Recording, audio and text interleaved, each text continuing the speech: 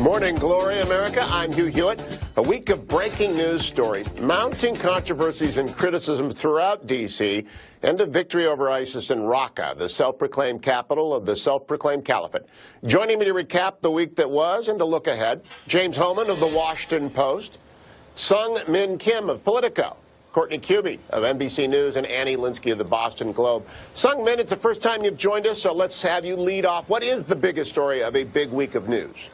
From my perch on Capitol Hill, the biggest story for me was the Senate being able to pass its budget. Usually a routine measure, not too much ink poured on that accomplishment, but it is a big deal because it unlocks the path forward for tax reform, which Republican leaders have long wanted to do since the beginning of the year. But after the collapse of the health care repeal efforts, it's really a major must-do for Trump, for Republican leaders in Congress, and the Senate and House leaders actually reached a budget deal late last night that actually would save a couple of weeks in processing the budget and getting that signed by the president. So it buys Republicans valuable time to do even more work on tax reform.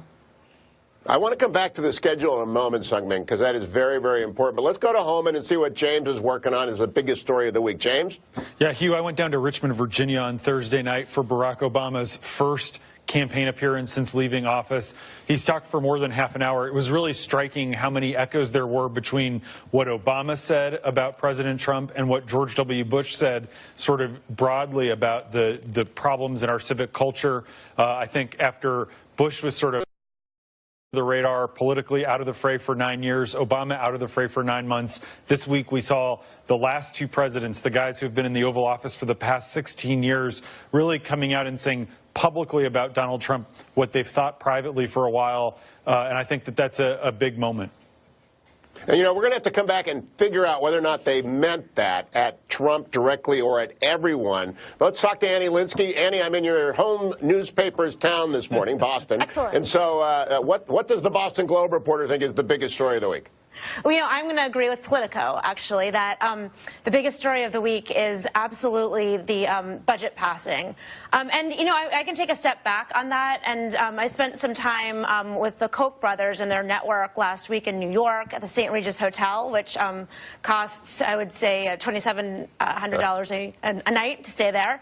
And the message from those donors was 100%, we need to see the Senate make progress on this piece of legislation. I mean, they could not have been more clear.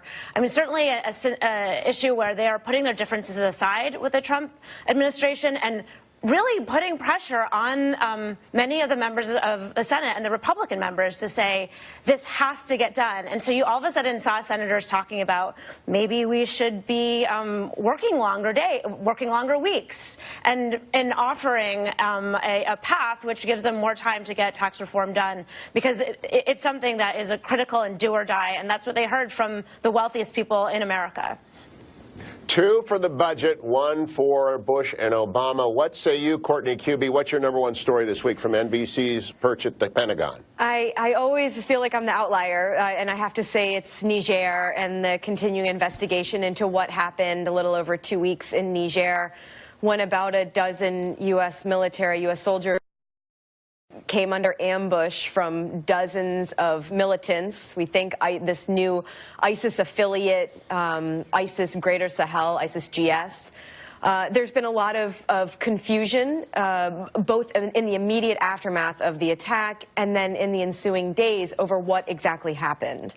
And it's become just a cringeworthy political debate this week that I think has taken an emotional toll on a lot of people in this town who have been watching it. And we saw that illustrated yesterday in the briefing room at the White House when General John Kelly came out and gave this very personal, emotional recounting of what happened when his son was killed in Afghanistan in 2010. I know it's the story that has occupied my time, attention, and emotions this week, Hugh.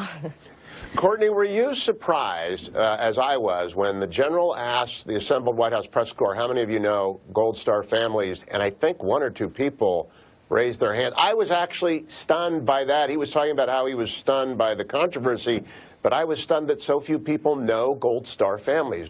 I'm sure you do from the Pentagon, but what was your reaction to that? Yeah, I mean, I know people who I knew and worked with in the military who were killed. You know, I think of one, Megan McClung, who was killed in December of 2006 in Iraq. She was a public affairs officer, a spokesperson for the Marine Corps, and I got to know her father, who then passed away just a couple years ago as well.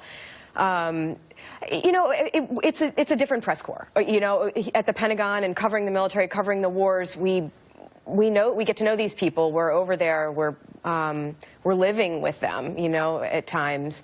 The one thing I was really surprised to hear General Kelly come out and talk about his son in this way. It was something that he really shied away from in the uniform.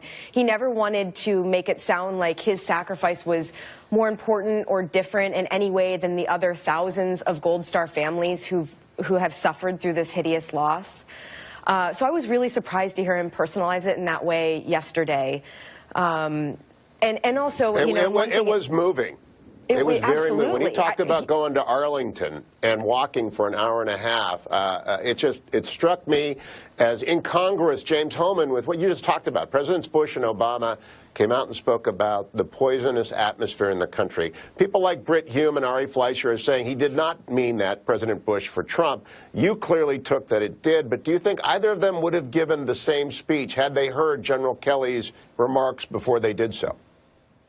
Yeah, I think, you know, these are concerns that I know that both President Bush and Obama share privately. That this is, you know, George Bush didn't vote for Donald Trump last November.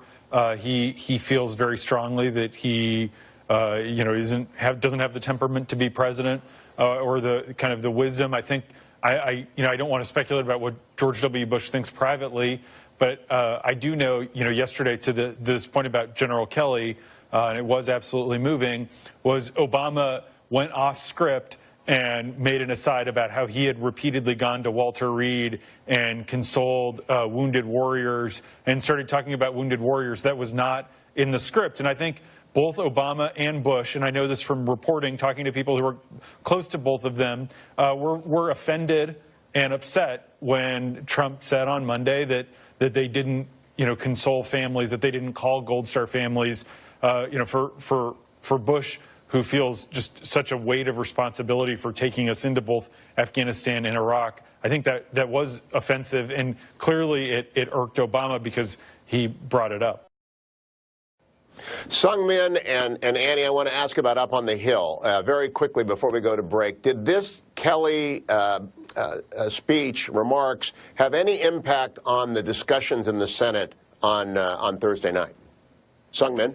I think, I mean, to be honest, we saw what the chief of staff had said. I think people in the Senate were very distracted working on the budget, putting together all the amendments to try to get that done. But it really did strike a chord. I mean, people in the Senate, especially Senate Republicans, really regard General Kelly as this calming, soothing force in the White House. You've seen what Senator Bob Corker said famously a couple of weeks ago about how he and folks like Defense Secretary Mattis and Secretary Tillerson were kind of keeping the country from calm. So I think that what General Kelly said earlier this week really shows again to a lot of Senate Republicans, a lot of Senate Democrats, why he is trusted in the West Wing.